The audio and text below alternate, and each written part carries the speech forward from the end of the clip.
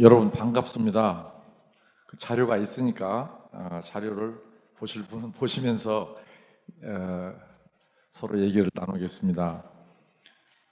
저는 아까 소개하신 대로 기업인입니다. 그래서 이제 저는 어렸을 때 11살 때부터 그 병아리를 기르기 시작해서 지금까지 병아리를 기르고 있습니다.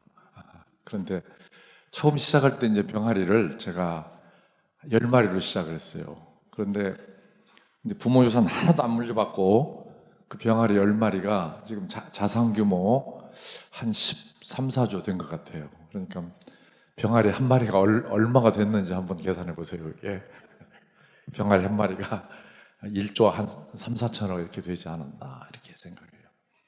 그래서 저는 항상 하나님의 그 창조 세계가 그렇게 만들어졌구나. 이렇게 성경에 보면은 우리가 씨앗이 좋은 땅에 떨어지면은 30배, 60배, 100배, 1000배, 만배. 하나님의 축복은 기하급수적으로 그 세상이 이렇게 업그레이드되고 발전되게 이렇게 이제 창조된 건데, 그래서 이제 저는 오늘 아브람 카이퍼에 대해서 우리가 얘기를 하고 있습니다. 지금 아브람 카이퍼가 1920년 맞죠? 돌아가셨으니까 100주년 된 것 같습니다. 그래서 저는 이제 아브람 카이퍼가 아까 손봉호 교수님께서 말씀하신 대로 칼뱅주의 신학자이면서 정치인이면서 또 세계적인 교육자로 요즘 많이 연구들을 하고 있습니다. 근데 제가 이제 아브람 카이퍼 얘기를 하는 것은, 아브람 카이퍼는 그냥 이론가가 아니라 중요한 것은 아브람 카이퍼는 본인이 실질적으로 그 성경 말씀을 가지고, 아브람 카이퍼가 정치 강령이라는 책을 썼어요. 굉장히 두꺼운 책이죠. 그런데 이분이 정치학을 전공한 적이 없어요. 교육학을 전공한 적이 없어요. 근데 제가 이제 보건대는 하나님의 말씀에서 지혜를 얻어서 국가를 경영하고 또 교육을 하고 했는데, 그런 교육의 열매들이 지금 돌아가시고 나서 100년이 지난 지금 그게 아주 좋은 열매로 맺어져 있다. 이렇기 때문에 그 말씀은 살아있는 거고 하나님의 지혜를 제대로 실천한 분이 아니냐, 실용적인 부분이 아니냐. 그래서 이제 우리가 오늘 얘기를 하고, 저도 이제 그런 부분을 얘기하고 그럽니다. 그런 부분은 이제 제가 경험을 통해서 제가 사업을 하면서 이제 그런 것을 더욱 인지하게 되고, 또 신앙인으로서 성경을 보면서 또 다른 여러 고전을 보면서 아브람 카이퍼의 생각이 역시 맞는 생각이었고 결과들도 지금 나와 있다고 이렇게 생각합니다. 아브람 카이퍼가 이제 일반 은혜를 얘기를 하죠. 근데 은혜를 두 가지로 나누죠. 특별 은총과 일반 은총으로. 저는 특별 은총은 아브람 카이퍼가 영적인 은총을 얘기하는 거죠. 일반 은총은 모든 사람에게 주신 은총. 마태복음 5장 45절을 인용해요. 하나님이 의인에게나 악인에게나 햇볕을 주시고 비를 주시고, 이렇게 이제 마태복음 45장에 예수님이 그렇게 말씀하시죠. 그러니까 하나님이 우리가 크리스찬에게만 햇빛을 주는 게 아니잖아요. 우리가 창세기 1장을 보면은 하나님이 처음에 빛을 만들고 그 다음에 육지를 드러나게 하고 또 바다를 만들고 또 뭡니까? 식물을 만들고 공중의 새를 만들고 동물을 만들어요. 이런 창조물들이 과연 크리스찬한테만 준 거냐?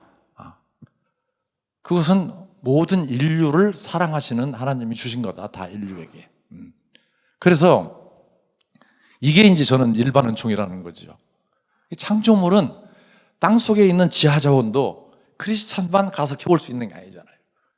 다 공짜로 주신 건데, 그게 은혜인데, 우리가 오늘 식사를 했어요. 그럼 쌀밥을 먹었어요. 그 밥은 과연 우리가 만든 거냐? 쌀은 우리가 씨앗을 뿌렸을 뿐이지 우연히 커지는 거예요. 햇볕을 받아서. 그러면 햇볕을 돈을 주고 사는 거냐? 제가 어제 이제 강원도를 가면서 이렇게 양양 고속도로, 양양을 지나가면서 보니까 경치가 참 아름다워요. 요즘 단풍이 들으려고 막 시작하더라고요.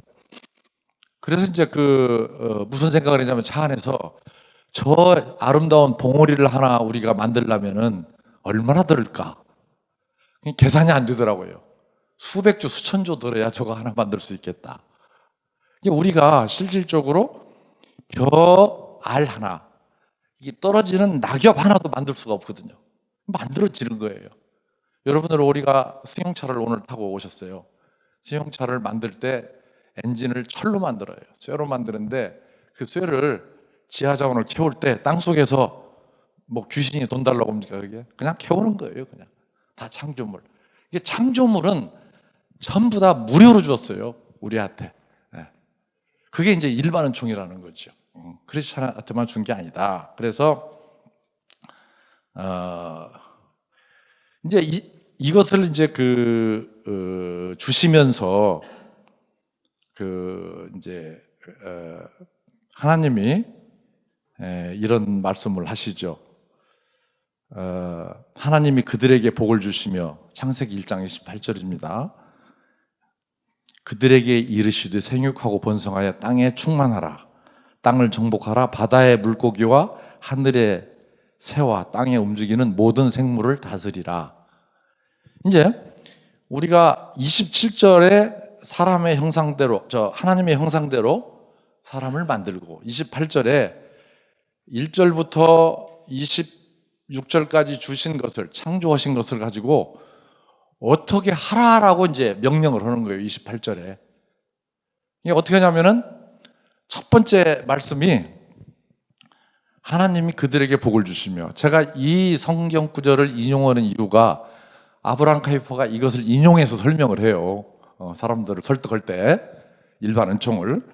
그래서 하나님이 그들에게 첫 번째 복을 주시며요. 근데 제가 생각할 때는 사람을 만들어서 그 창조물들을 주시는 것을, 그냥 은혜로 주시는 것을 저는 복을 주시며 이렇게 이해를 합니다.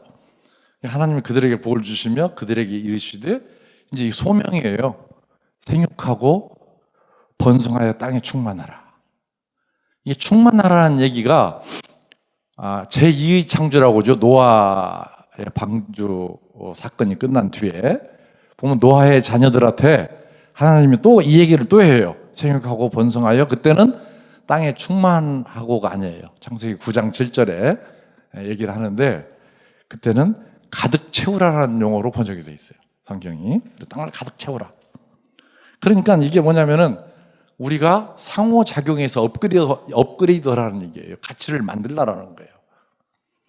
그래서 그 다음에 땅을 정복하라. 바다의 물고기와 하늘의 새와 땅에 움직이는 모든 것을 다스리라. 이 얘기를 아브라함 카이퍼는 이걸 문화사역으로, 하나님의 문화사역으로 설명을 해요. 문화사역은 게 뭐냐? 문화가 컬처.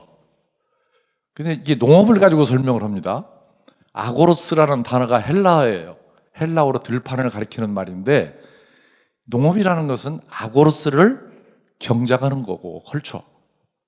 그래서 이 아브라함 카이퍼는 이 문화를, 하나님의 창조물들은 길러지게 만들어지는 거예요. 이게 경작하면은, 우리가 농사 지면은, 에그리컬처, 농사 지면은 이렇게 식물이 자라잖아요. 모든 것이 이 경작되게 만들었다는 거죠.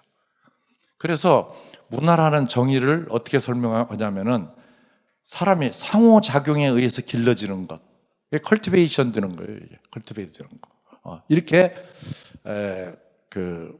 설명을 합니다. 그래서 제가 이제 경제라는 것을 한번 생각해 보면은, 경제란 뭐냐? 여기서 뭐 경제학을 전공하는 교수님들도 계시겠습니다만은, 저는 이렇게 생각해요. 원래 경제라는 단어는 인간 생활에 필요한 재화나 용역을 생산, 분배, 소비 활동 또는 그것을 통하여 이루어지는 사회적 관계, 이렇게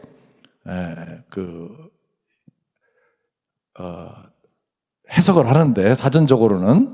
근데 저는 이것을 하나님이 은혜로 주신 창조물, 이 햇볕, 물, 지하자원 등을 가지고 부가가치를 창출하는 문화활동이며 이것이 곧 하나님이 우리한테 주신 문화 사명이다, 이렇게 생각합니다. 사람이 이렇게 살아야 된다는 거죠. 그래서 성경에 보면은 일하지 않는 자는 먹지도 말라. 우리가 하나님이 앉혀놓고 하나님을 가장 싫어하는 사람이 어떤 사람이냐면은, 제가 이제 이 성경을 보고 제 개인적으로 생각하면은 감나무 밑에서 감 떨어지기를 기다리고 입 벌리고 있는 사람, 이게 게으른 사람. 성경은 달란트의 비유에서도 그냥 게으르다고 하지 않잖아요. 예수님 말씀이 악하고 게으른 종, 이렇게 다 악하다는 단어를 붙여요. 이게 하나님의 창조 질서에 원리에 맞지 않는 사람이거든요, 이게. 그래서 아브라함 카이퍼는 이런 것을 아주 잘 이해를 했어요, 보니까. 그러니까 이제 성경에 보면 달란트의 비유에서도 나오죠. 하나님이 예수님 말씀인데, 한 달란트, 두 달란트, 5달란트를 주잖아요. 그러면은 이 게으른 종 한 달란트 가진 사람은 땅에 묻어놓죠. 그리고 2달란트, 5달란트는 2배로 가치를 늘려요, 이렇게. 그러니까 주인이 돌아와서 내가 심지 않은 데서 거두는 줄 알았느냐, 이렇게 얘기하는 거예요. 그 사람은 뭐냐면은 땅에 묻어놓고 노는 거예요. 그 달란트의 비율을 얘기할 때, 이 달란트를 하나, 둘, 5을 나눠줄 때 전제 조건이 있어요. 거기에 굉장히 중요한 단어인데, 우리가 교육에서 그게 재능이라는 단어가 나와요. 하나님이 주실 때 재능에 따라서 이렇게. 그래가지고 이게 이제 한 달란트 가진 사람을 내쫓죠. 요즘 세상으로 보면은 맞지 않는 얘기잖아요. 이게 오히려 가난한 사람을 10달란트한테 가난한 사람 걸 뺏어서 준다는 것은 요즘 사회적으로 보면 잘 맞지 않은 얘기예요. 지탄받을 얘기입니다, 이게. 그러나 그렇게 성경은 나와 있어요. 그런데 제가 보니까 그 속뜻을 보면은 이 게으른 사람을 아주 하나님의 창조 질서 안으로 들여놓기 위해서는, 그러니까 부지런한 사람을 만들기 위해서는 이 사람이 그 길밖에 없는 것 같아요. 그러니까 이 사람한테, 게으른 사람한테 돈을 그냥 대주면은 영원히 게으른 사람이 되는 거지요. 그러니까 이 사람을 내쫓으면은 이를 갈면서 울게 하면서 반성을 하는 거지요. 회개하고 다시 부지런한 사람이 되는 거죠. 이게 이제 하나님의 질서 아니냐, 창조 질서. 이것을 인간의 인본주의적인 생각으로 보면은 이 사람을 도와줘서, 그러면 요즘 우리가 이제 복지 정책을 할 때 게으른 사람한테 복지를 하면은 영원히 게으른 사람이 된다는 거죠. 그래서 아브라함 카이퍼는 이런 경우에는 이랬어요. 아브라함 카이퍼의 이제 책에 써놓은 걸 보면은, 아브라함 카이퍼 책이 한국에 번역된 것이 여러 권이 있어요. 첫째, 하나님께 가까이라는 책이 있고, 일반 은혜라는 책이 있고, 정치 강령이라는 책이 있고, 리처드 마우가 또 평전 써놓은 게 있어요. 아브라함 카이퍼에 대해서. 이런 것을 쭉 보면은 이런 얘기를 했어요. 카이퍼가 총리가 돼가지고, 나는 국민이 가난하다는 이유로 복지를 하지 않는다. 큰일 날 얘기 아닙니까? 그런데 그 뒤에 나오는 얘기가 뭐냐면은, 누가 보더라도 국가가 도와주지 않으면 안 될 사람은 신속하고 완벽하게 복지를 한다, 이렇게 써놨어요. 또 앞뒤가 안 맞아요, 이게.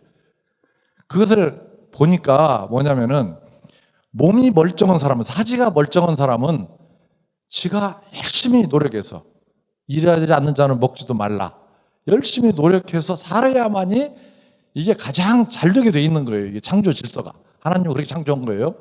근데 뒤에 복지 대상자는 뭐냐면은 노동력이 없는 사람을 얘기하는 것 같더라고요. 그렇게 성경에 보면은 고아, 과부, 병든 자, 요즘 노약자 이런 거. 이게 노동력이 없는 사람은 완벽하게 복지를 신속하게 해주지만 게으르다, 악하고 게으른. 그러니까 성경은 게으르다고 하는 정도가 아니라 이건 악한 거예요. 죄인이에요. 하나님이 가장 싫어하는, 그렇게 얘기를 하는 거예요. 그래야만이 그게 하나님의 창조 질서다.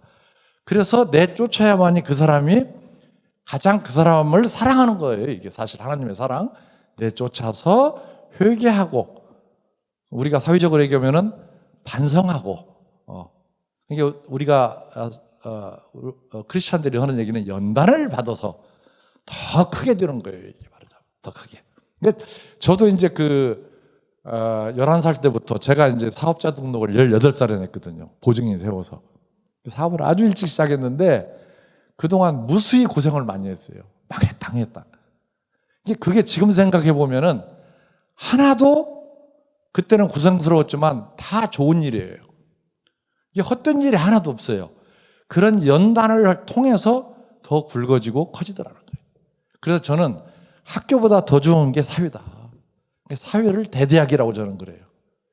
그래서 아브라함 카이퍼가 얘기한 문화를 설명할 때 인간은 상호작용에 의해서 길러지게 하나님이 창조했다.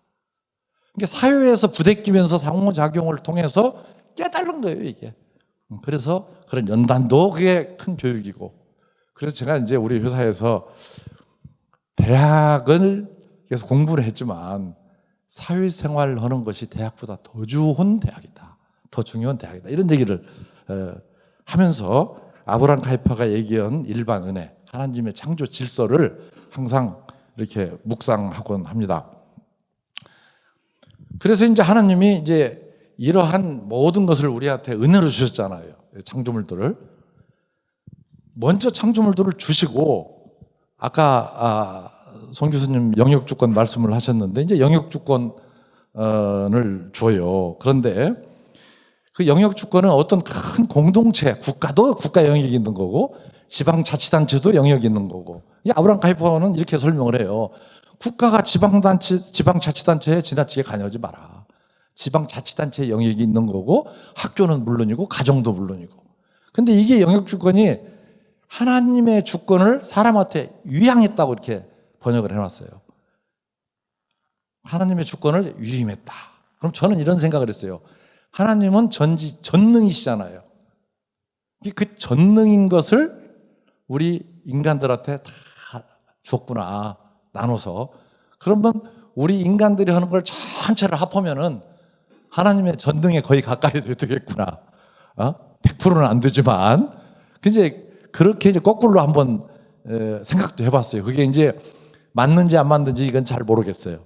제가 이제 책을 읽으면서도 그런 생각을 해보고 거기에 상당 부분 공감이 되더라고요. 이제 하나님이 우리를 만든 목적이 있다는 거죠. 제가 목적이 이끄는 삶이라는 책을 읽어봤거든요. 리 워렌 목사님이 쓰신. 하나님이 너를 만든 목적이 있다는 거예요. 아브라함 카이퍼가 사실은 그거예요. 그 목적이 뭐냐면 하나의 영역이에요. 하나님의 주권을 위임한 거니까 그 목적을 가지고 살았을 때에 저는 하나님의 말씀대로 산다 이렇게 얘기를 해요. 우리가 축복을 할 때요, 하나님이 그냥 축복은 예가 없어요. 전제 조건이 있어요. 꼭 하나님이 축복을 한다. 신명기도 보면은 내 명령을 지켜 행하면 모든 민족이 뛰어나게 된다. 여호와를 경외하면, 내 말을 들으면, 전제 조건이 있잖아요. 듣지 않으면은 신명기가 축복장이잖아요.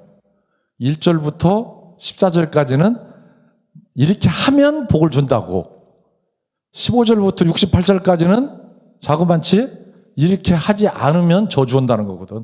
네. 그러니까 하나님 말씀대로 사는 거에 나는 첫 번째는 뭐냐면요, 하나님의 목적이 뭐냐, 나를 향한, 내가 세상에 하나님은 나를 왜 태어나게 했느냐, 이 목적을 발견하는 거예요. 그게 개인의 나는 영역주권이라고 생각해요. 영역주권은 물론 국가도 있고 큰 공동체의 영역, 작은 공동체의 영역, 개체의 영역. 그래서 그 영역이라는 것이 하나님의 주권의 이양인데 그 자체가 하나님이 이 세상을 관리하고자 하는 목적이다. 이렇게 저는 이제 해석을 해봅니다. 그래서 하나님이 주신 창조물을 다양하게 주신 재능의 상호작용으로 가치를 창출하는 것이다. 이게 하나님이 이제 은혜로 주신단 말이에요. 주신 것을 하나님이 또 재능을 주셨어요. 다 영역별로.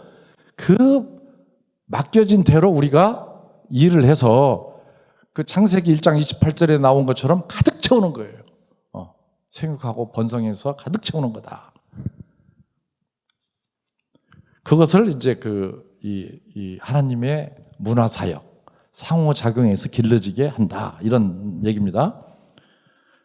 그러면서 이제 구체적으로 하나님이 만물을 쭉 창조하시고 나서 그걸 준 거예요. 그 영역주권이라는 거.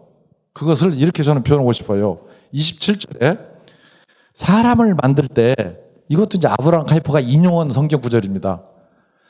사람을 만들 때 하나님의 형상대로 만들었기 때문에 하나님의 능력과 사상 그리고 창조적 재능의 일부가 스며들어 있다. 인간들한테. 그대로 옮겨 쓴 겁니다. 이것은 책에서. 하나님의 형상대로 인간을 만들었으므로 하나님의 능력과 사상 그리고 창조적 재능이 인간들한테 스며들어 있다. 이게 전부 다 하나님의 유전자가 다 있는 거예요. 이게. 근데 그 중에 하나님은 전능하시지만 전능을 준 게 아니라 그 중에 하나 아니면 두 개 아주 부분적인 것을 준 거예요. 우리한테. 근데 우리가 그것을 왜 발견 못 하느냐? 욕심 때문에 나는 못 한다고 생각해요. 뒤에 설명드리겠습니다. 그리고 이제 아브라함 카이퍼가 이제 이런 얘기를 하는데, 이 얘기는 칼빈이 한 얘기입니다. 칼뱅이. 사람의 본성에는 하나님이 심어 놓은 천부적 재능들이 있다. 똑같은 얘기죠. 영역주권이나. 이건 칼뱅이 한 얘기인데, 이 재능들은 건강한 사람이든 건강하지 않은 사람이든 무차별적으로 부어주신 하나님의 독특한 은사이다. 건강한 사람이든 건강하지 않은 사람이든 크리스찬이든 크리스찬이 아닌 사람이든 무차별적으로 다 은혜로 줬다 이거예요. 이게 일반 은혜예요. 그 다음부터는 이제 절대적 주권자인 하나님께서는 아까 손 교수님께서 말씀하신 대로 국가, 교회, 학교, 가정 등과 같은 우리의 삶의 모든 사회적 영역 속에 제각각의 주권을 부여했으며 이를 영역주권이라고 한다. 이들은 서로 침해할 수 없는 자체의 고유한 신분과 주권을 가지며 하나님으로부터 주어진 제각각의 주권적 질서에 의해서 유지된다. 다 이렇게 나눠준 거죠. 그것을 수만 가지를 가지고 다 나눠줬는데, 다시 말해서 이 지구의 인구가 지금 70억인데 70억한테 다 나눠준 건데 그게 모아서 하나의 지구가 관리되는 거예요, 이게.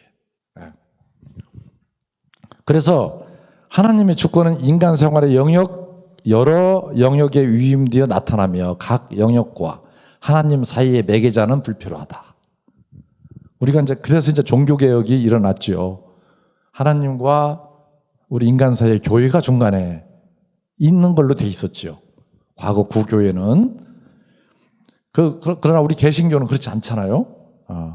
각 영역에서 하나님이 인간에게 부여한 속성과 적성에 따른 능력이 발견되며, 다시 한번 읽겠습니다. 하나님이 인간에게 부여한 속성과 적성에 따른 능력이 발현되며 이 또한 외부의 강제력이나 권위에 의존하거나 제한받지 않는다. 각 영역은 주권이에요. 여러분들 각 가지고 있는 독특한 은사들이 있어요. 근데 그게 욕심 때문에 발견을 못 하는 거예요. 인기를 따라가거든요. 다 서울대학 가려고 그러고 다 법대 가려고 그러고 다 의사 되려고 그러고. 이게 인기 따라가는 거거든요. 이제 거기서 뭐냐면 그렇게 되면은 이제 하나님의 질서는 처벌로 다가오는 거예요. 그래서 불행해진단 말이에요. 그게. 그래서 영역의 의미는 한 사람이 끼치는 영향의 영역에 관해 말할 때 염두에 두는 것과 거의 같다. 그곳은 상호작용이 일어나는 영역이며 하나님의 문화사역입니다. 모종의 권위가 행사되는 곳이다. 대학은 학문적 지배권을 발휘하고 예술은 예술의 힘을 소유하며 길드, 협동조합 같은 거에 회사를 얘기하는 것 같아요. 길드는 기술적 지배력을 발휘한다. 이는 정부가 허용해서가 아니라 하나님이 부여했기 때문이다. 이게 영역주권이에요. 우리가 볼 때는 정부가 허용해서 하는 것 같지요. 그럼 그게 효율이 안 나게 돼 있어요. 하나님이 부여한 대로 가야 이게 시너지가 나고 가치가 형성된다고 얘기해요. 그래서 하나님은 각각의 영역마다의 고유한 일을 하도록 의도하셨으며 하나님의 창조 계획 속에서 각각 다른 영역이나 의미를 가지고 있다. 하나님께서 창조 세계 속에서 그들이 나름의 자리를 가지도록 허락하신 것은 그 영역들이 각자 다른 창조의 목적들을 성취하기 때문이다. 그러니까 하나님이 주신 영역대로 하나님이 여러분들한테 주신 창조적인 재능대로 행하지 않으면은 그게 어떻다는 거냐면 창조 목적들을 성취가 안 되는 거예요. 이것을 아담 스미스는 인간이 하나님의 신의 일정한 적이라고 표현했어요. 그 의도를 따르지 않기 때문에. 그리고 그 의도를 따르지 않을 때는 거기서 이제 도덕준칙이라고 표현해요. 창조 질서를 도덕준칙. 도덕준칙을 어기는 자는 신이 결코 처벌을 하지 않는 경우가 없다. 심지어 제 안에 있는 관찰자에 의해서 제 3의 관찰자, 제 안에 있는 관찰자에 의해서 마음의 고통이라도 느끼게 한다. 이렇게 돼 있어요. 그게 이제 질서입니다. 질서. 그래서 하나님은 인간을 집합체가 아닌 독립적 유기체로 그리고 강제가 아닌 자유로울 속성을 가진 존재로 창조했다. 중요한 얘기입니다. 각 영역 주권들은 자유롭고 독립적이지만 그러니까 각 영역 주권들을 어떻게 창조했느냐? 집합체가 아닌 독립적 유기체, 강제가 아닌 자유를 속성으로 가진 존재로 창조했다는 거예요. 그런데 각 영역 주권들은 자유롭고 독립적이지만은 기가 막힌 거죠. 생태계를 조화롭게 만드는 하나님의 창조 원리에 작동된다. 퍼즐이 맞춰지는 거예요, 이게. 이런 것을 가지고 아담 스미스는 보이지 않는 손이라고 그랬어요. 하나님의 창조 원리에 작동돼. 이게 알 수가 없는 거예요. 이걸 가르쳐서 하이에크 같은 사람은 이 논리를 전제할 때 꼭 이런 얘기를 해요. 인지 능력의 한계를 가진 인간이. 그러나 마르크스 같은 사람은 계획대로 된다고 생각한 거예요. 근데 하이에크가 뭐라고 얘기했느냐? 마르크스가 계획대로 된 적이 한 번도 없다고 써놨어. 이게 될 것 같이 생각하는 거예요, 이게. 그러면 안 되거든요. 우리가 지금 여러분들 한번 생각해 보세요. 계획대로 된 적이 얼마나 있습니까? 우리 국가가 계획을 세워서 일을 해도 된 적이 거의 없어요. 계획대로 되면은 세상 걱정할 일이 없죠. 그러니까 맨 걱정이잖아요. 안 되니까. 그게 욕심 때문에 그런 거거든. 이 질서를 안 따라가기 때문에. 이게 질서를 계속 환원시키는 거예요. 아까 달란트의 비유에서도 그 게으른 자를 처벌을 가해서 결국 질서로 끌어오는 거예요. 이게 이제 그렇게 만들어져 있는 거거든요. 이게. 그래서 하나님이 이것을 이제 아담 스미스 같은 사람들은 이 경제학이라는 걸 이렇게 얘기해요. 하나님이 창조한 우주의 섭리를 먼저 이해하고 이렇게. 그래서 경제학을 그 우주의 질서, 윤리로 보는 거예요. 윤리, 도덕, 철학으로. 그리고 이제 우리가 흔히 계량 경제학은 하나의 경제학의 도구 정도로 봐요. 이거. 본질로 보지 않습니다. 맞지도 않는 거고 잘 통계나 이런 것은. 그래서 이 우주를 우리 인체의 몸이 소우주잖아요. 지금까지 제가 쭉 아브라함 카이퍼가 써놓은 책을 뱉어서 읽어드렸는데 그것을 이렇게 설명하면 쉬울 것 같아요. 그게 우주의 질서인데, 이게 하나님이 만들어 놓은 우주의 질서. 이것을 계시라고 그래요. 계시에도 한정직 목사님의 책에서 제가 읽은 건데, 특별 계시와 일반 계시가 있는데, 자연 계시가 있다고 그랬어요. 특별 계시와 자연 계시. 자연에 돌아가는 모습을 보면은 하나님이 일어나는 모습을 볼 수가 있다. 그러니까 그렇게 일을 해라. 이렇게 이제 한정직 목사님의 이제 자연 계시예요, 이게. 그래서 사람의 몸을 보면은 하나님의 그 일어나는 방법을 좀 알 수 있을 것 같아요. 앞에 설명한. 그래서 사람 몸에는 40, 50조 개 정도의 세포가 있어요. 그런데 이 세포는 각각 독립적이에요. 독립적이지만 유기적으로 연결되어 있어요. 그래서 사람 몸을 이루어요. 40, 50조 개 세포가. 그런데 또한 아브라함 카이퍼의 아빠가 설명한 대로 제가 보니까 각 역할이 달라요. 틀린 게 아니라 달라요. 발바닥에 있는 세포, 발톱 세포, 머리 세포, 장 세포, 심장 세포 다 다르죠. 이 심장 세포가 뇌 세포로 가보세요. 이게 유기적으로 연결된 거예요. 독립적이지만. 그 다음에 자유롭게 움직이잖아요. 우리가 지금 뭐냐면은 소화시켜라 한다고 소화시킵니까? 심장을 키워라. 뭐 심장이 뛰어라 한다고 뛰냐 이거예요. 아니잖아요. 그냥 움직이는 거예요. 어제도 제가 뭘 생각했냐면은 제 친구가 손녀를 봐요. 그래서 참 묘한 거다. 어떻게 이렇게 사람을 만드냐? 제가. 그러니까 사람이 만들지 않느냐 이거예요. 그 친구가. 그래서 야 어떻게 만드냐? 씨를 뿌릴 뿐이지. 야 우연히 만들어진 거 아니냐? 그랬더니 말을 못 하더라고. 네. 그러니까 이게 인위적으로 되는 게 아니란 말이에요. 하나님의 창조 질서에 의해서 되는 건데, 그래서 우리 몸처럼 각기 다른, 각기 독립적인, 각기 자유로운 그 40, 50조 개의 세포가 모여서 몸을 이루는 거죠. 이게 이제 이 우주와 마찬가지다. 이런 생각을 합니다.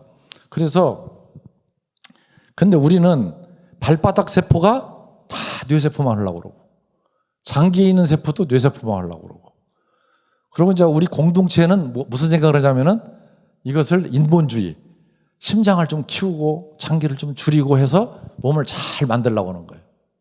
이제 우리가 인본주의 경제하는 사람들을 보면은 인위적으로 조절하는 거예요. 그렇게 될 것 같은 거예요. 장도 너무 기르면 소장을 좀 줄이고, 심장도 작으면은 좀 키우고, 위도 좀 줄이고 늘리고, 이걸. 그럼 망가지죠. 사람 죽지요. 그게 사실 기획경제, 인본주의 이런 거나 마찬가지다. 그래서 그래서 저는 무슨 생각을 하냐면은 이 하나님이 주신 그 창조적 재능들이 있는데 이것을 우리가 이제 적성 같은 거예요. 적성. 그냥 쉽게 얘기하면은 100% 똑같은 건 아니지만 대체적으로 아주 적성에 맞는 거. 사람들이 적성에 맞는 일을 하면 재밌잖아요. 이게 지루하지도 않고 창조적이고 또 자기 적성에 맞는 일은 하지 말라고도 해. 열심히 하려고 그래. 그래서 제가 보니까 이제 저도 그런 경험을 했어요. 부모님이 닭을 키우는데 11살에 초등학교 4학년이에요. 처음에는 저희 어머니가 재미로 하는 줄 알았다는 거예요. 근데 이걸 일삼고 하는 거예요. 거기에 푹 빠져가지고 공부는 않고. 공부의 개념이 틀린 거예요. 저희 어머니가 외정 때 공주사범 나오셔서 외정 때 초등학교 선생을 하신 분이에요. 굉장히 어멉니다. 근데 이분은 공부가 인생의 전부를 알아요. 이분이 우리 가정에 그 하나님을 증거한 분인데, 전도한 분인데, 우리 가정을 예수 믿게 한 분인데, 이분이 뭐냐면은 그 인본주의적인 생각이죠. 그러니까 지금 생각해 보면은 이걸 하지 말고 본인이 생각하는, 공부해서 공무원 되라는 거예요. 그러니까 저희가 4남 2년대 5명은 다 공직에 있었고 저 하나만 항상 저희 어머니가 한 대로 빌어먹을 사람. 이거 다 키워서 너는 빌어먹는다. 근데 저는 이게 어머니하고 많이 다투죠. 심지어 가출까지 해가면서 다투어. 근데 제가 그걸 이긴 거예요. 그러니까 나중에 어머니가 네 뜻대로 다 해라. 딱 한 가지. 가출만 하지 말아라. 그러더만. 그래서 그때부터 제가 이제 농업계고등학교를 가서 이 길로 왔는데 이게 너무 재밌고 한마디 얘기하면은 두 마디, 세 마디를 알아들어요. 이쪽 분야는. 제가. 그러니까 제가 보니까 하나님의 목적에 맞는 삶을 살면은 하나님이 주신 창조적 재능으로 살면은 모든 사람이 천재가 되겠구나. 그래서 제가 IQ 검사할 때 자기 적성의 문항만 다 내주면은 어떻게 되겠냐고 전문가가 얘기했더니 다 150 이상 나온대요. 다 150 이상. 이게 하나님이 그렇게 만들어 놓은 거예요. 근데 우리가 왜 그렇게 못 가냐? 욕심 때문에. 인기를 따라가는 거예요. 눈에 보이는 것이. 그래서 제가 이렇게 하나님의 창조 질서에 따라서 교육을 하는 나라가 세계에서 네덜란드입니다. 근데 이 교육을 제대로 정리한 분이 아브라함 카이퍼예요. 그래서 제가 그 아브라함 카이퍼의 지금까지는 일반 은총을 얘기했고, 지금부터는 아브라함 카이퍼의 교육. 내가 똑같은 거예요. 어떻게 보면 굉장히 쉽습니다, 이게. 아브라함 카이퍼가 진리로 갔기 때문에 심플하고 쉬워요, 사실은. 복잡하지 않아요. 네덜란드 교육제도가 요약해 놓은 걸 보면 A4 용지로 2장이에요. 우리나라는 사전으로 한 권이에요. 사람이 만들다 보니까 별로 소리를 다 써놓는 거예요. 우리나라 교육제도를 알려면 공부를 해야 합니다, 이걸. 하도 많이 바뀌어서. 네덜란드 교육제도는 제가 보니까 5분이면 파악이 돼요. 그리고 네덜란드 교육제도는 5분이면 파악이 되면서도 이 교육제도가 우리는 정권이 바뀔 때마다 바뀌잖아요. 네덜란드는 지금까지 120년 동안 그대로예요. 그거 참 이상하지요, 이게. 그 얘기는 진리기 때문에. 원래 신명기에도 보면 하나님의 말씀이 쉬운데 왜 어려운 것도 아닌데 이스라엘 백성들한테 말을 안 듣냐. 이렇게 써 있어요. 신명기 기자가. 근데 우리가 굉장히 어렵게 이제 배우는 것 같아요. 하나님의 말씀을. 어떻게 보면 심플하고 쉬운 건데 너무 복잡하게 가르치니까. 그래서 아브라함 카이퍼는 굉장히 쉽게 가르쳤어요. 그래서 네덜란드 교육을 이렇게 한번 정리를 하고 싶어요. 저는 하나님이 인간에게 주신 은혜와 소명, 문화적 사명이죠. 그 다음에 재능, 영역주권. 다시 한번 읽어보면 하나님이 인간에게 주신 은혜와 소명, 재능, 창조 원리에 따라 인재를 키우고 국가를 경영하는 대표적인 그 사례가 저는 네덜란드라고 생각합니다. 이게. 그래서 이 네덜란드라는 나라를 보면은 아주 현찮은 나라예요, 원래. 일조량도 작고요. 과일 농사도 안 돼요, 거기가. 일조량도 적어요. 나라도 우리 육지 면적의 3분의 1입니다.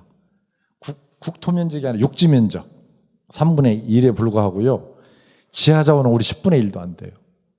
그리고 자연 환경도 안 좋아요. 물을 퍼서 바깥으로 버려야 해요. 그래서 저는 물속에 들어갑니다. 그래서 아주 열악한 나라죠. 하드웨어는. 그런데 이 모든 분야에서 진짜 선진국 중에 선진국의 면모를 다 갖추고 있어요. 그래서 저는 이 네덜란드라는 나라를 볼 때 어떻게 생각하느냐. 신명기 1장 말씀에 이게 있어요. 하나님 여호와의 말씀을 삼가 듣고, 이 조건입니다. 내가 오늘날 내게 명령한 모든 명령을 지켜 행하면, 이게 조건이에요.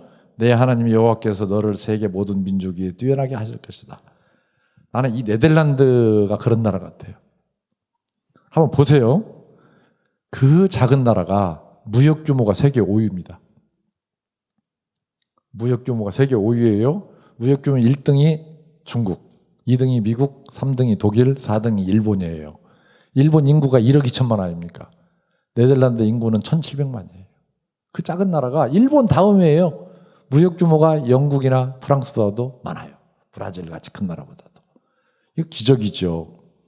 두 번째로 세계 농업 수출 농식품 수출이 미국 다음에 2위예요. 중국, 브라질 그렇게 큰 나라보다도 더 많은 거예요. 이건 있을 수 없는 일입니다. 여러분들은 제가 지금 여기서 거짓말을 하고 있다라고 생각할 사람도 많은들 거예요. 왜냐하면 말도 안 되는 얘기를 지금 하고 있으니까.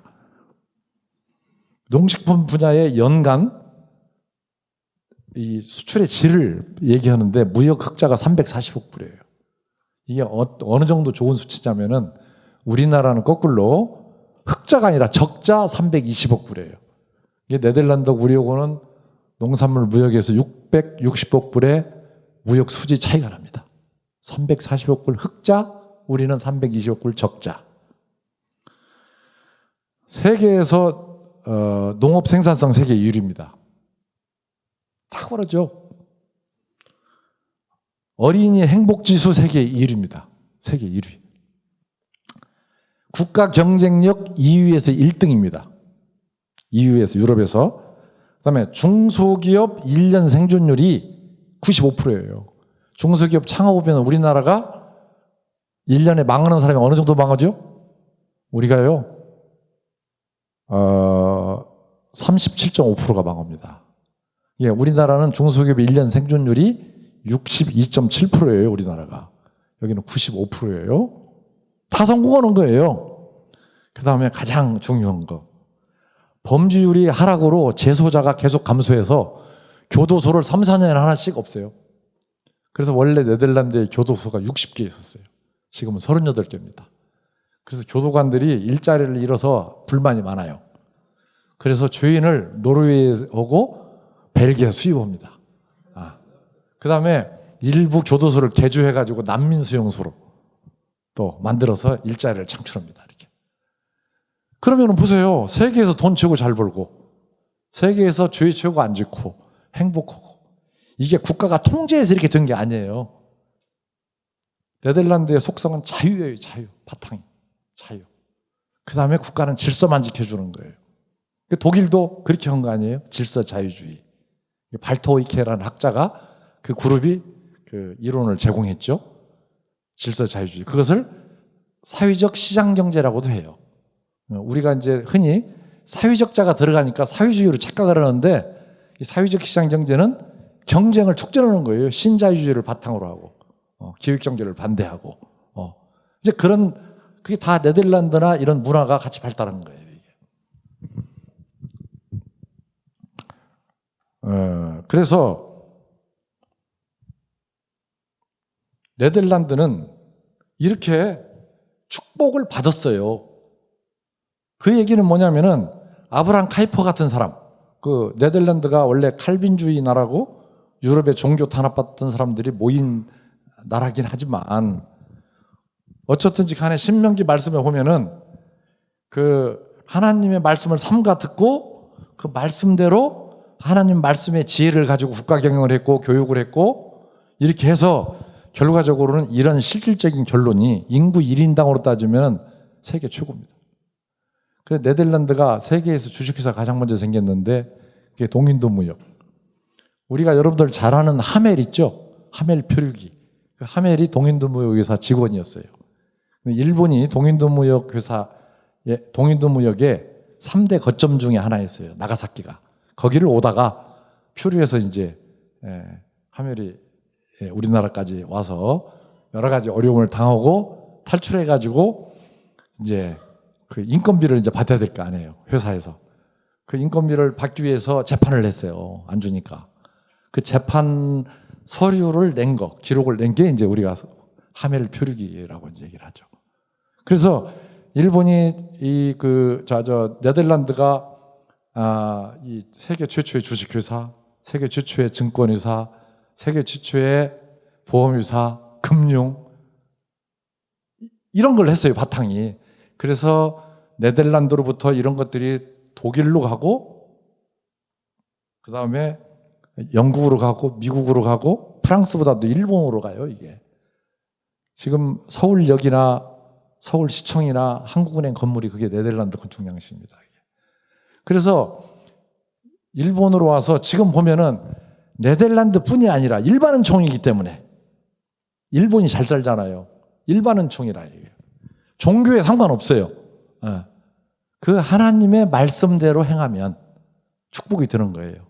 근데 그 네덜란드의 수제자들이 다 세계를 다 잘 살고 그래도 세계의 패권을 다 가지고 있어요. 이게 독일, 영국, 미국, 일본. 예. 그래서 저는 그건 이제 제 얘기예요, 지금. 제가 상상해보는 얘기입니다, 이것은. 그래서 하나님의 창조 원리에 따라 그 어린 시절 그 윤리적으로 행동할 수 있도록 길러줘요, 네덜란드는. 그리고 두 번째는 재능을 발견해주고, 그 다음에 세 번째는 그 재능에 따르는 능력을 키워주는 거예요. 그래서 적성에 맞는 분야에서 일하도록 여건과 제도가 정착되어 있어요. 그러니까 네덜란드 교육의 핵심은 세 가지 단어예요. 하나는 윤리, 그 다음에 재능의 발견, 재능의 육성. 이게 네덜란드 교육을 제가 정리해 보니까 이거더라고요. 사람이 윤리적으로 행동할 수 있게 유치원에서 교육을 시킵니다. 지식을 못 가르치게 합니다. 거기는 1 더하기 1 이런 건 못 가르치게 해요. 그 다음에 초등교육에서는 창조적 재능, 목적이 이끄는 삶, 하나님의 목적, 너를 만든 목적을 발견해 주는 거예요. 교육 목적이. 그리고 중학교부터는 그걸 육성시켜 주는 거예요. 재능의 육성. 그래서 네덜란드가 4년제 대학 진학하는 걸 보면 18%밖에 안 돼요. 55%가 고등학교 졸업하고. 네덜란드의 이 고등학교 졸업하면요, 중학교부터 전공인데, 네덜란드 교육제도가 그 중학교, 고등학교가 따로 떨어져 있지 않아요. 합해 있어요, 그렇게. 그래서 4년제, 5년제, 6년제가 있는데, 거기 나오면은 그 전공을 하면은 우리 대학 전공보다 훨등이 위에요, 수준이. 그리고 거기서 이제 그 외국어는 필수 외국어가 3개가 있어요. 영어, 불어, 독어. 이것은 못 오면은 졸업이 안 됩니다. 고등학교 과정에서. 그런데 여기서 재밌는 것은 세계에서 유치원을 유급시키는 나라 봤어요? 그게 네덜란드예요. 네덜란드가 초등교육이 8년입니다. 근데 유치원 교육이 2년이고 초등교육이 6년이에요. 그런데 이 유치원 교육 2년에는 윤리만 가르쳐요. 윤리 도덕을 사전에 찾아보면 이렇게 나와요. 사람이 마땅히 지켜야 될 도리. 이렇게 나오는데 그게 뭐냐면 사회성이라고 표현해요. 그냥 사회성. 이게 세상에 나가서 어떻게 살아야 되는 거다. 이걸 가르치는 거예요. 질서를. 하나님의 창조 질서가 깔려 있어요. 가르치는 거예요. 그래서 제가 보니까 네덜란드 유치원 교육만 받아도 훌륭한 사람들이더라고요.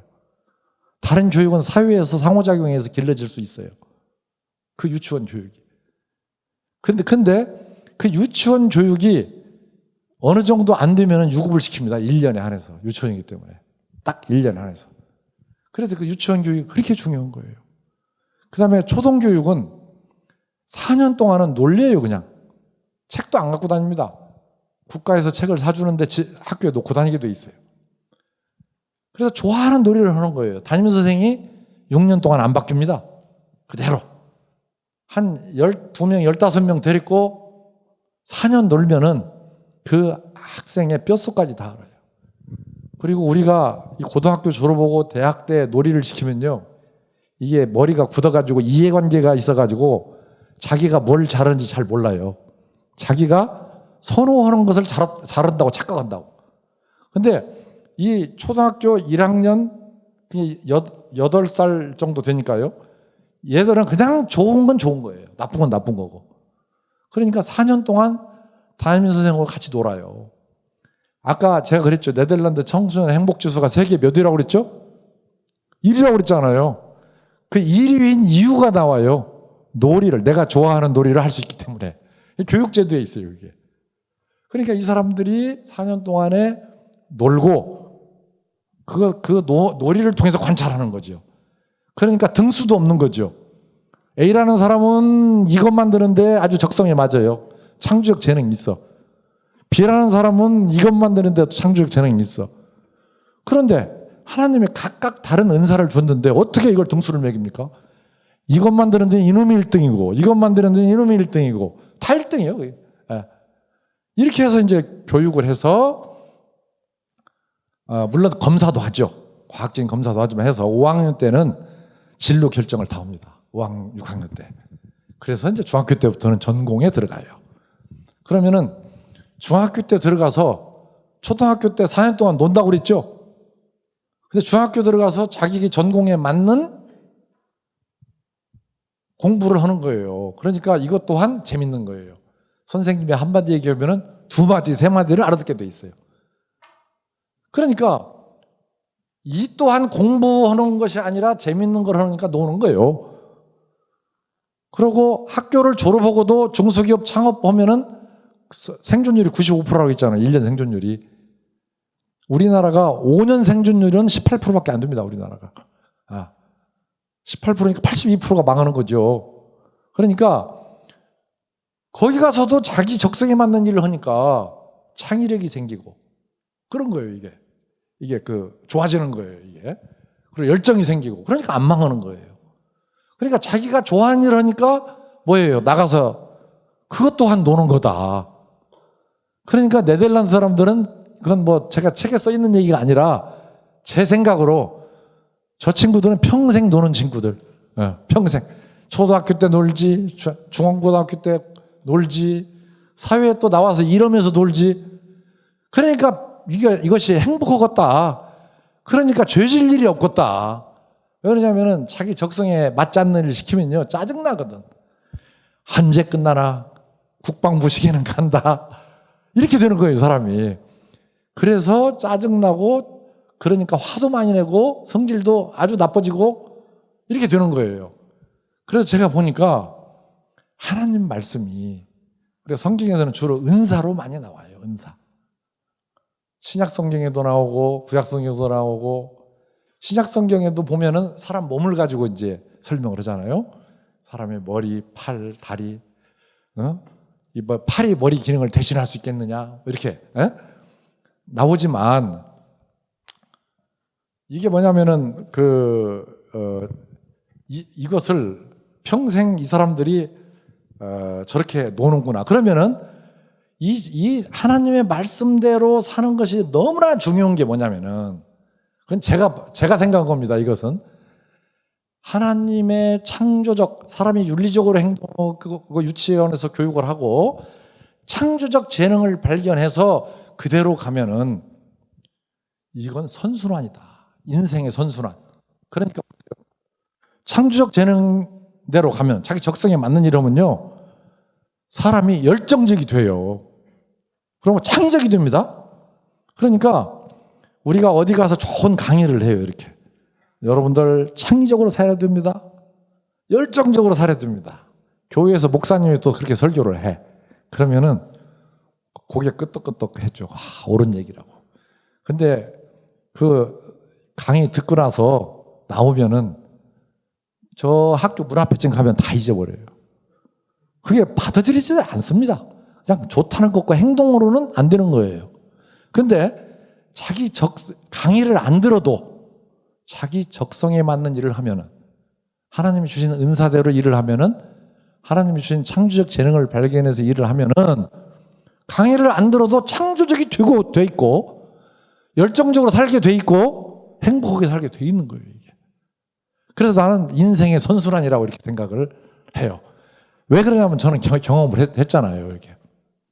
그래서 이게 실패해도 다시 일어날 수 있고 돈 준다고 다시 일어나질 않습니다. 이게 자기 적성에 맞지 않으면. 이게 달란트의 비유에서도 하나님의 방법이 없는 거예요. 요놈을 사랑하려면은 진짜 사랑은 뭐냐? 내쫓아야 되는 거예요. 그래서 연단을 거쳐서 돌아오게 하는 거. 이걸 사랑한다고 여기다 돈을 줘 이렇게. 그러면 이건 영원히 나빠지는 거예요. 영원히 나빠지는 거다. 그래서 이제 저는 그게 이제 인생의 선순환이다. 이렇게 생각을 합니다. 그래서 저는 이 적성에 맞는 직업을 갖거나 창업을 하기 때문에 직장은 평생 놀이터로 이렇게 창업은 평생 놀이로 인식되는 그러한 문화. 이게 중소기업 1년 생존율이 95%. 그래서 제가 이렇게 보니까 공부를 많이 한 사람이 세상에서 잘 살고 뭐 하느냐 이렇게 보니까 그 세계에서 미국에서 최고 부자가 빌 게이츠, 스티브 잡스, 마크 주크버그 이런 사람을 보니까 이런 사람들은 공부를 열심히 했고 공부도 잘했고 산의대 대학도 나왔고 박사학위도 했고 이렇게 공부했잖아요. 그죠? 그렇죠? 어때요? 그래서 저렇게 잘 된 거냐? 근데 제가 보니까 이분들이 한결같이 우리가 학교 공부를 많이 한 사람들이 아니에요. 역시 아브라함 카이퍼가 얘기한 대로 하나님이 주신 창조적 재능으로 중간에 흘렀어요. 그냥. 그 빌 게이츠가 1년도 안 다닌 것 같던데요. 저도 사실 아까 소개할 때 제가 4년제 대학하고 전북대학원 박사과정 한 것은 35살 이후예요. 저는 그때 고등학교 졸업하고 굉장히 바빴기 때문에 학교를 안 가려고 그랬어요. 갈 필요성도 못 느꼈고. 근데 또 역시 어머니가 그렇게 너무나 강요를 해서 그때 이미 후기밖에 안 남았더라고요. 후기 대학을 들어갔어요.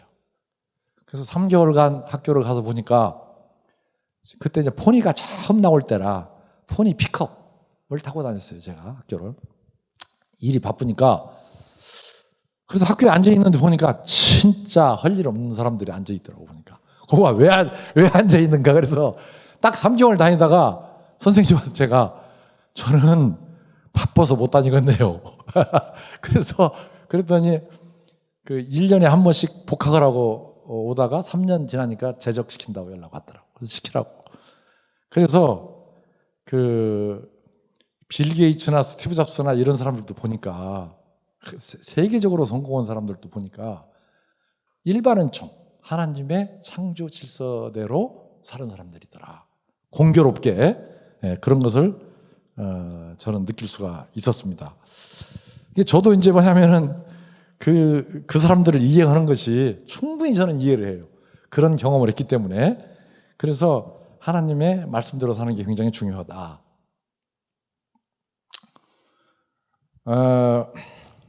그러면은 우리가 여기서 이 창조 질서를 조금 더 한번 얘기를 해보려고 그래요. 이게 이제 아브라함 카이퍼만 얘기할 게 아니라 또 다른 석학들은 또 어떻게 얘기했는지. 근데 여기서 얘기하는 것은 공교롭게 제가 고전을 읽어보니까 진리는 하나로 통하더라고요. 다 단어만 들릴 뿐이지. 그 하이에크는 보이지 않는 손을 뭐라고 얘기했냐면은 인지능력의 한계를 얘기했고, 인지능력의 한계를 가진 인간. 아담 스미스는 보이지 않는 손. 다 이런 거예요. 이게 다 질서를. 그리고 그래서 이 창조 질서는 동양 철학에서 보면은 윤리예요. 윤리를 쓸 때 인륜유자를 씁니다. 사람인변에 인륜윤. 그래서 인륜을 찾아보면 뭐라고 나오면 네이버에 어학사전에 인륜을 찾아보면은 사람이 마땅히 지켜야 될 도리. 이것은요 인륜, 윤리, 도덕, 도리 다 똑같아요. 뜻이. 근데 인륜을 찾아보면은 초인간적으로 정해진 인류의 질서, 관계 이렇게 나와요. 이게 초자연적으로 정해진. 이게 창조 질서예요. 초자연적으로. 초자연적이라는 건 여러분들 아시다시피 사람이 어떻게 할 수 없는, 이 정해져 있는 이런 거죠. 태풍이 불어올 수 있어요. 여름에 태풍이 불어오면 내가 저걸 막을 수 있다. 이렇게 생각할 수 없잖아요. 이게 인본주의죠. 해가 뜨는 것을 내가 동아줄로 묶어서 딱 매놓을 수 있다. 이렇게 생각할 수 없는 거죠. 이게 초자연적인 거거든요.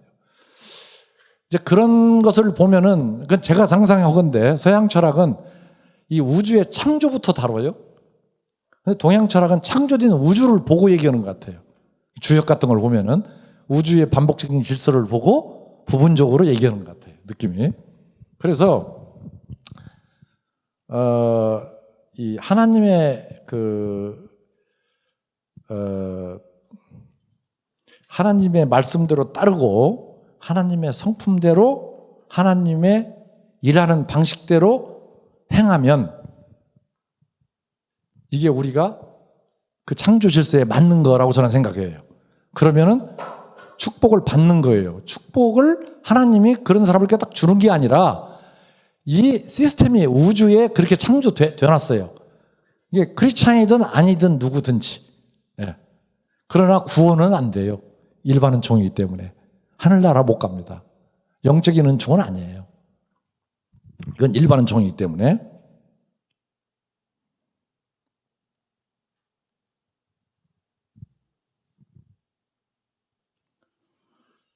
그래서 여기서 경제학을 그 아버지라고 그러죠. 그분을 아담 스미스. 그분은 이 도덕 감정론에서 이 창조 질서를 도덕 준칙 이렇게 얘기를 합니다. 그게 창조 질서나 인륜이나 초자연적으로 정해진 질서나 윤리나 다 비슷한 얘기 같아요. 그래서 아담 스미스는 경제학을 우주를 주관하시는 하나님의 섭리, 그 창조 질서를 이해하고 그걸 도덕 준칙이라고 합니다. 이해하고 하나님의 공의와 질서를 세워가는 학문이다. 이렇게 그 설명을 할 수가 있습니다. 그래서 아담 스미스가 이제 그 창조 질서에 대해서 이런 제가 도덕 감정론에서 좀 발췌를 해봤습니다. 그 아담 스미스가 신이라는 얘기를 참 많이 써요. 그 책에서 성경 구절도 여러 군데서 인용했고 어떻게 보면은 성경 해설서 같아요. 보니까 1759년도에 쓴 책인데 저는 국보론보다도 그 도덕감정론이 훨씬 깊이가 있고 국보론의 모든 것을 다 담고 있다고 생각합니다.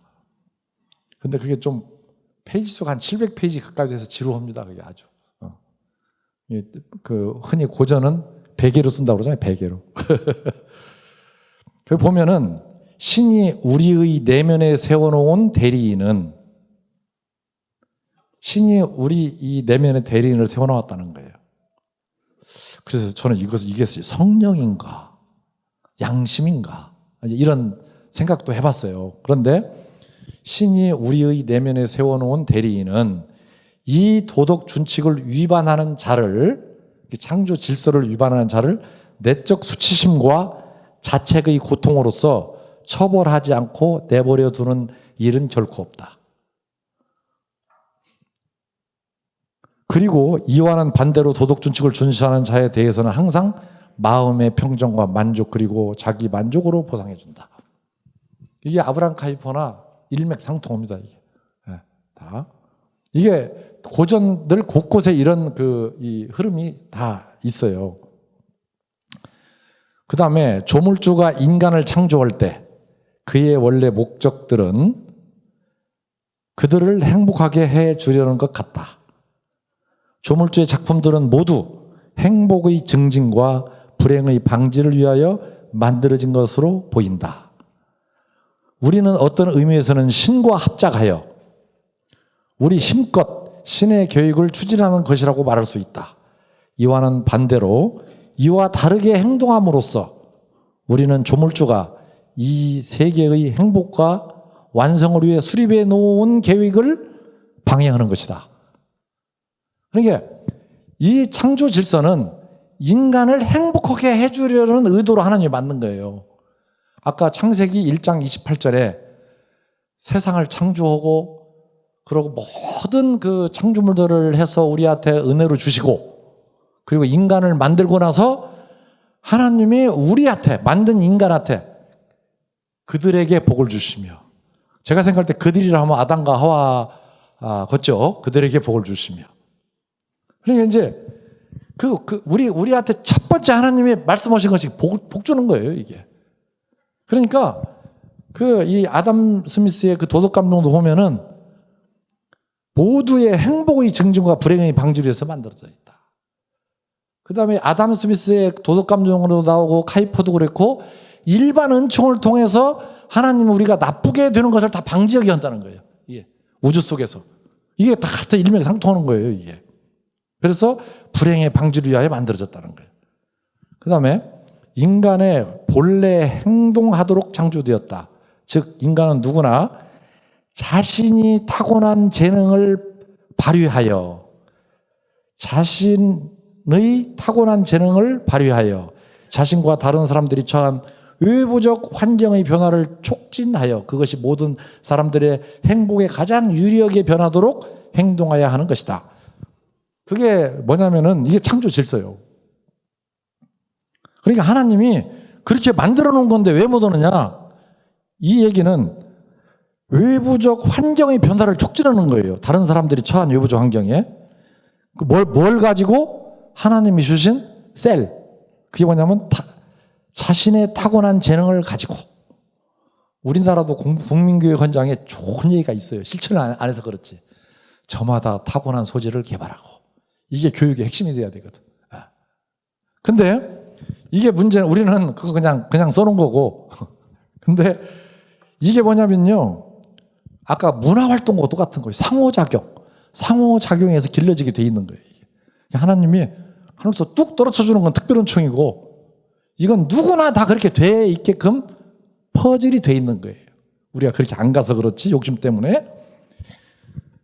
그 다음 이 우주적 자해는 그것이 아무리 고상하고 너그러운 것이라 하더라도 가장 비천한 자로부터 가장 위대한 자에 이르기까지 우주 안에 있는 모든 거주자들은 저 위대하고 인자하고 전지하신 하느님의 직접적인 돌보심과 여기는 하느님이라고 번역을 해놨더라고요.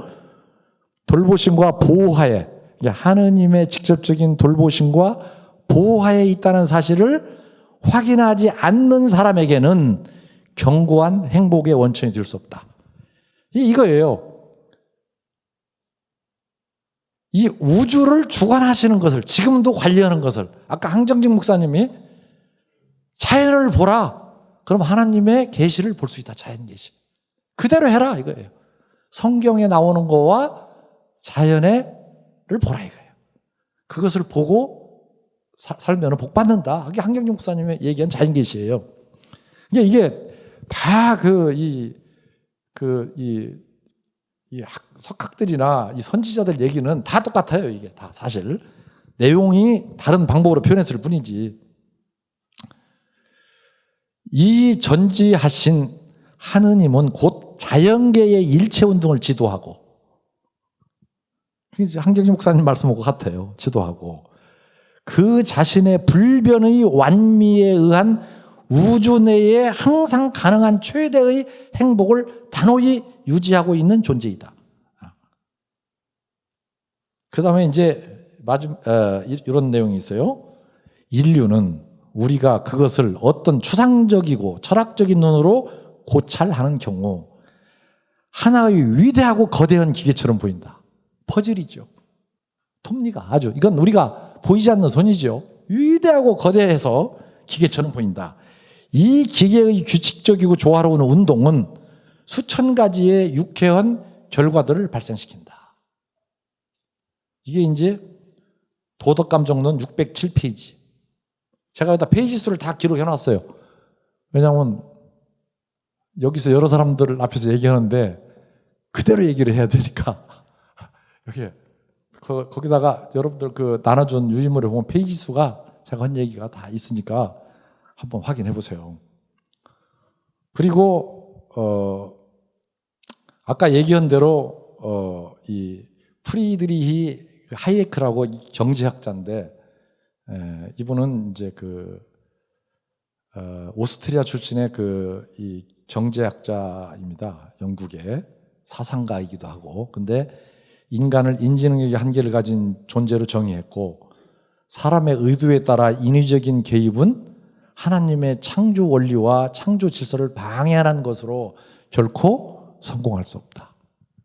사람이 계획대로 되지 않는다 이거예요. 성경에 곳곳에 나와요. 사람의 계획대로 안 된다. 이 얘기가 곳곳에 나옵니다. 근데 마르크스는 인위적인 개입에 의해서 계획경제를 주창했어요. 이게 반대되는 입장인데, 근데 성경에 보면은 잠언에 보면은 26장 9절 사람이 마음으로 자기 길을 계획할지라도 그 걸음을 인도하시는 이는 여호와시니라. 또 예레미야에 보면은 여호와여 내가 알거니와 사람의 길이 자신에게 있지 아니하니. 그 에레미야 선지자는 본인이 그걸 알아요. 앞을 보는 선지자이기 때문에. 걸음을 지도함이 걷는 자에게 있지 아니하니. 다. 예. 걸음을 지도하는 자는 나한테 있지 않는다는 거예요. 하나님에 있다는 거예요. 그래서 이 창조 질서를 보면은 제가 욕심이라는 단어를 곳곳에 썼어요. 정리해 보면은 욕심이나 풍조에 미혹되어서 우리가 항상 우리도 모르게 그걸 선하다고 생각을 해요. 다 몰라요. 하나님의 길, 창조 질서를 얘기합니다. 하나님의 길로 가지 않으면 스스로 시험을 받게 돼 있는 거예요. 질서가. 이것을 아까 아담 스미스는 뭐냐면은 도덕 준칙을 어기는 자는 처벌하지 않는 경우가 없다. 이렇게 된 거예요. 똑같은 얘기예요. 이게 욕심이나 풍조에 미혹되어 하나님의 길로 가지 않으면 스스로 시험을 받게 되고 이 시험을 통하여 하나님의 질서가 회복되는 거예요. 지금 계속해서. 그러니까 하나님의 질서로 가지 않는 사람은 많이 망해서 물이 흐르면 모래가 자기가 베끼듯이 자꾸 자기가 경쟁이 있는 쪽으로 찾아갈 수밖에 없어요. 우리 사회에. 네덜란드는 이미 하나님의 창조 질서로 가기 때문에 중소기업의 부도율이 95%가 생존율이에요. 5%밖에 안 돼요. 우리는 37%가 되는 거예요. 그렇게 교육이 안 돼 있기 때문에, 그렇게 가지 않기 때문에. 그래서 성경 말씀에도 나와요. 이게 이제 야고보서 1장 13절에 나오는데 사람이 시험 받을 때에 이제 하나님이 시험 한다고 하지 말라는 거거든. 네가 시험 받는다 이거예요. 하나님이 시험을 받을 때에 내가 하나님께 시험 받는다 하지 말지니 하나님은 악에게 시험을 받지도 아니하시고 친히 아무도 시험하지 아니하시느니라.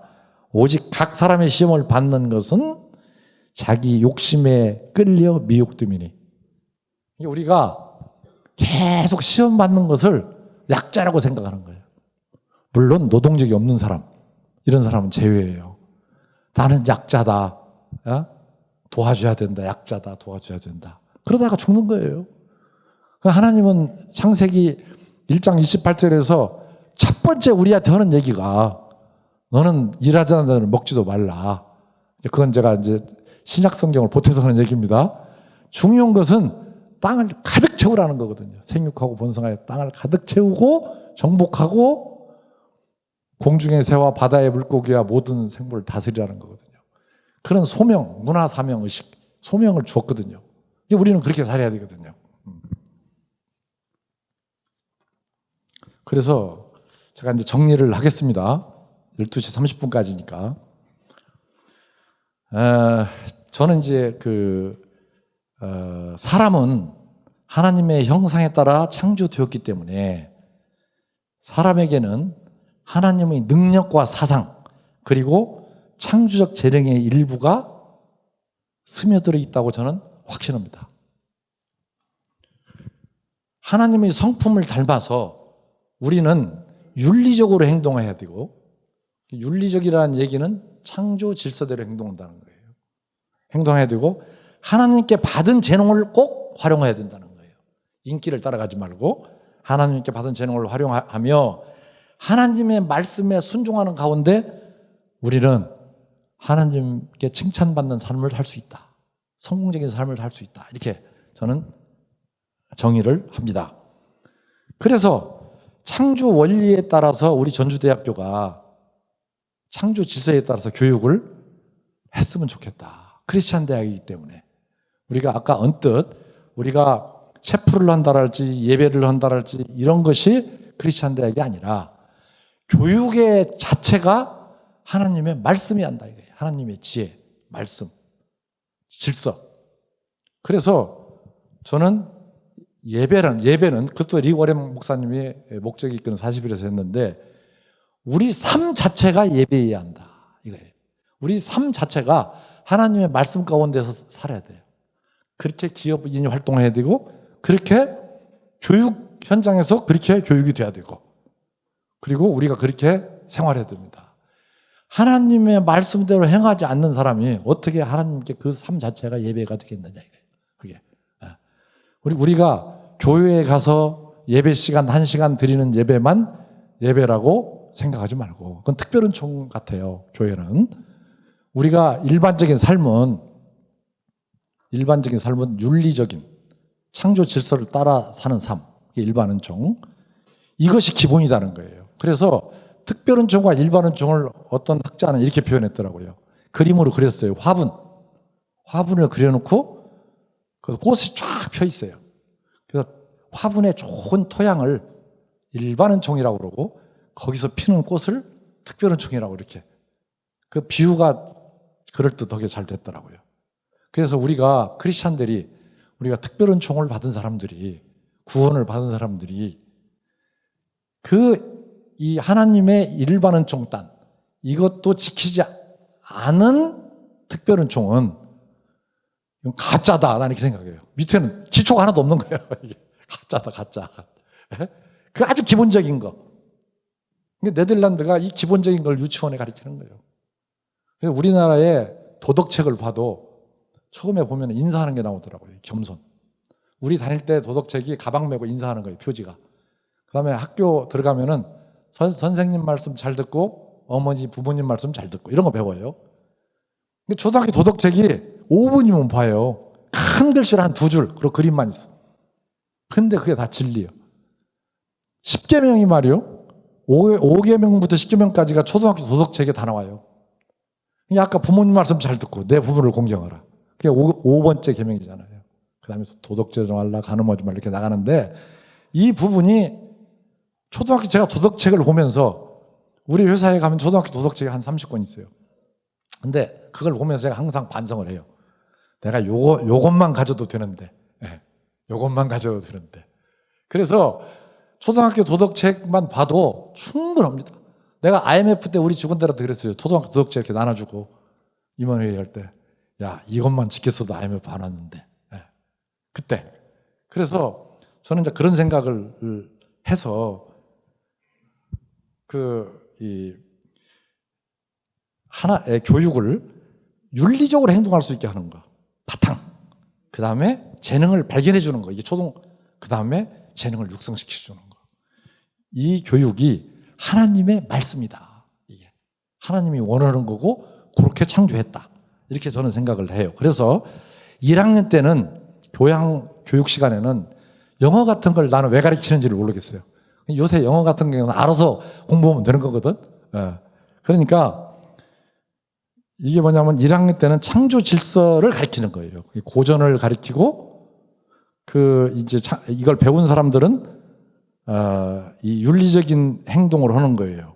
이게 창조적인 재능을 발견해주고 그러니까 이런 창조 질서를 가르치고 사람이 지켜야 할 떳떳한 도리를 가르치는 거예요. 사회성을 가르치고 초자연적으로 정해진 인간 사회의 질서 관계를 가르치는 겁니다. 사회성. 사람이 되게 하는 거예요.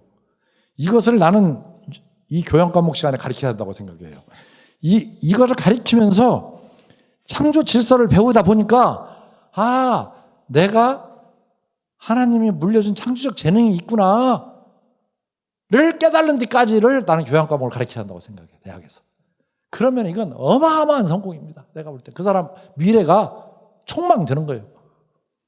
그러면 2학년 때는 어떻게 하느냐? 다시 전공을 다 틀어서 새로 짜주는 거예요. 그 사람의 창조적 재능에 맞는 과로 다시 가서 가르치는 거죠. 그리고 네덜란드는 실용교육을 많이 합니다. 실습을. 이렇게 하면은 2학년 때부터 4학년 때까지는 창조적 재능을 육성해 준다. 그래서 1학년 때에 이제 2학년 올라가기 전에 이제 1학년 교육을 받고 나면은 이제 윤리를 아는 거죠. 이게 사회성을 아는 거예요. 세상을 어떻게 사는가를. 그 다음에 내가 천재였구나. 큰일 날 뻔했구나. 내가 여기서 공부를 안 했으면은 내가 그 하나님이 나한테 주신 창조적 재능을 주셨는데 이것을 발견해서 진짜 IQ 검사도 해봐요. 그 발견한 사람들끼리 그 항목에 맞춰서 그 적성에 맞는 IQ 문항을 내주면 다 150 이상 나와요. 큰일 날 뻔했구나. 여기까지가 이제 1학년 교육. 2학년부터 4학년까지는 그 재능, 발견된 재능을 육성시켜 주는 거예요. 그리고 4학년 2학기에 가서는 특별은총을 가르치는 거예요. 그때는 이제 우리 교회에서 특별은총을 가르치는 거다. 이렇게 되면은 아까 제가 이런 말씀을 드렸죠. 네덜란드가 그 열악한 나라가 누가 봐도 저것은 저렇게 세계적으로 뛰어난 세계 모든 민족의 뛰어난 나라가 될 수가 없는 나라예요. 하드웨어는 인간적으로 생각하면. 그러나 지금 보면은 아까 얘기한 다 1등이잖아요. 다 1등. 그다음에 그 근거로서 뭐냐면은 교도소가 계속 없어지잖아요. 죄인이 계속 없어지고. 그게 하나님 말씀대로 하나님의 지혜로 국가 경영, 정치, 교육을 한 정치학이나 교육학을 하지 않은 아브람 카이퍼를 요새 정치 전문가, 교육 전문가 이렇게 얘기하는 거예요. 최고의 지혜지요. 하나님 말씀이. 그 말씀대로 국가를 경영하고 교육을 해서 오늘날 120년 전에 그렇게 시작해서 오늘날 그 결과물을 만들어 놨기 때문에 이것은 그냥 막연히 믿는 게 아니라 보이는 믿음이다. 이것은. 안 믿을 수가 없는 거예요. 그래서 이런 방법으로 한다면은 하나님이 전주대학교를 향해서 굉장히 기뻐하실 것이다. 저는 이런 생각을 합니다. 장시간 이렇게 들어주셔서 감사합니다.